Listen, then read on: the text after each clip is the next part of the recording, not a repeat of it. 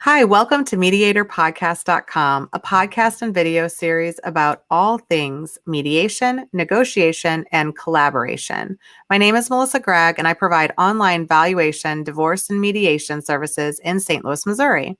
In this week's episode, we will discuss family mediation, a unique way to get divorced, with Daryl Weinman. She is a family law attorney and mediator in Austin, Texas.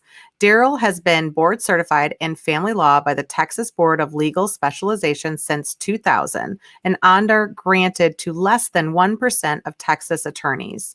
She's also part of the Austin Bar Association in the Alternative Dispute Resolution section and the Texas Family Law Foundation.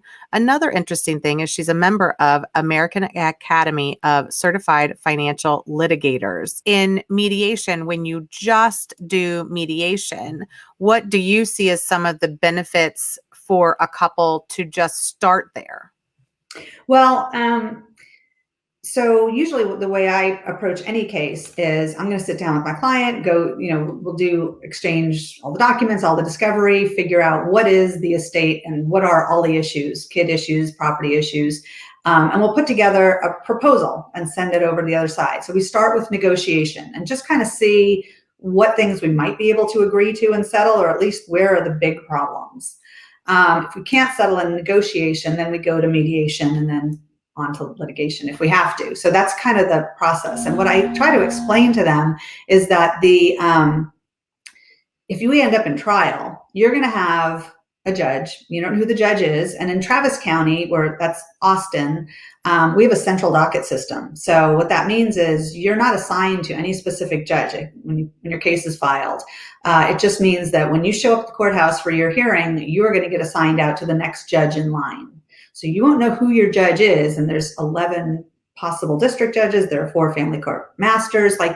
You don't know who the judge is going to be until you're walking into the courtroom. So, wow. And there's only 2 counties in Texas that do that. The rest of the state is assigned, but it makes it a lot harder actually to predict what's going to happen, because those 11 district judges, they don't see the world the same way. And, we're going to walk in there, and what I explained to them is, we don't know who the judge is going to be. We don't know what mood they're going to be in when we get there. We don't know what their, background is and their history, what side of the bed they woke up on. And they're going to make decisions that are going to significantly impact the rest of your life and your kid's life and, your financial future. And if you go to mediation, you have control. You can take control. And the judges also are not super creative. They don't have time to be super creative. They're not going to look at all the nuances in your family and your life and say, oh, let's put together this really creative, visitation schedule for your kids, or, division of assets. And the 2 spouses know their specific issues, and they can come up with a plan that actually works for their family. So, that's one of the huge benefits, is that they can be as creative as they want. They can be as customized as they want. They're probably going to have to give in a little bit, that both sides are going to have to compromise to get to a plan that will actually work for them.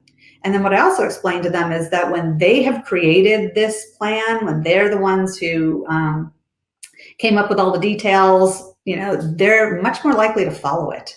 So in terms of enforcements and modifications in the future, they're much more likely to be able to settle stuff in the future when new things come along, new people come along often, than if it was just kind of imposed on them by a judge. And the judges are not all that creative. They will put kind of the cookie cutter fix. We have a standard possession visitation schedule. We have, and everyone's going to walk out of there unhappy. And then the chances that they will be able to resolve things in the future after they've called each other every name in the book and exposed all their mud in, open court, things that can't ever be taken back, they're not going to be able to work together as easily. They're not likely to follow it. It's just mediation, if they can settle it themselves, will make their future so much better. Because it's so private too, everything's confidential. And so because it's so private, they don't have to drag in the neighbors, the teachers, the coaches, on and on. just to sling mud at the other side. Yeah, it's a painful process.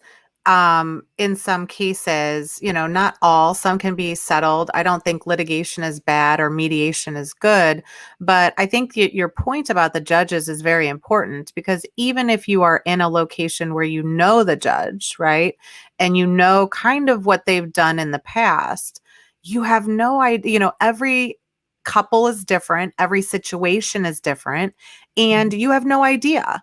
I mean, even if I've been in front of the same judge 100 times, literally, I cannot guarantee, neither can you, what's going to happen. And I think that unknown is really difficult to handle with a couple. And sometimes they don't figure it out until they're much further in the process of the litigation. They're like, well, why don't we do this? And everybody's like, no, you can't do that. And they're like, well, why not?